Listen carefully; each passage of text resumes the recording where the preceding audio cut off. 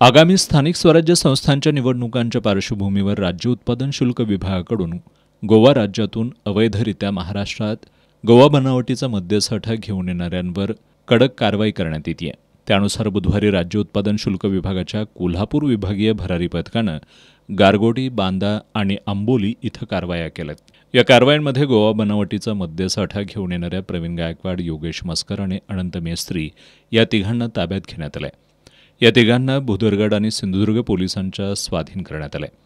त्यांच्याकडून 6,48,000 रुपयांचा गोवा बनावटीचा मद्यसाठा आणि वाहतुकीसाठी वापरण्यात आलेली 3 चारचाकी वाहनं असा सुमारे 18,68,000 रुपयांचा मुद्देमाल जप्त करण्यात आला आहे. राज्य उत्पादन शुल्क विभागाचे विभागीय उपायुक्त विजय चिंचाळकर यांनी ही माहिती दिली आहे. नगरपंचायत आणि नगरपालिका निवडणुका जाहीर झाल्यानंतर अवैध मद्याची तस्करी गोवा राज्यातून महाराष्ट्रात होत असणारी बातमी आम्हाला मिळाल्यामुळं काल रात्री आमच्या विभागीय भरारी पथकाच्या अधिकाऱ्यांनी एक टोयॅटो, एक टाटा आणि एक मारुती ह्या 3 कंपन्यांच्या 3 फोर व्हीलर पकडलेले आहेत. त्याच्यामध्ये जवळपास 70 बॉक्सेसचा गोव्याचं मद्य आहे. त्याची एकूण किंमत मद्याची एकूण किंमत 6,48,000 आहे आणि नंतर त्याच्यात 12,20,000चा मुद्देमाल असं आम्ही 18,60,000चा मुद्देमाल पकडलेला आहे.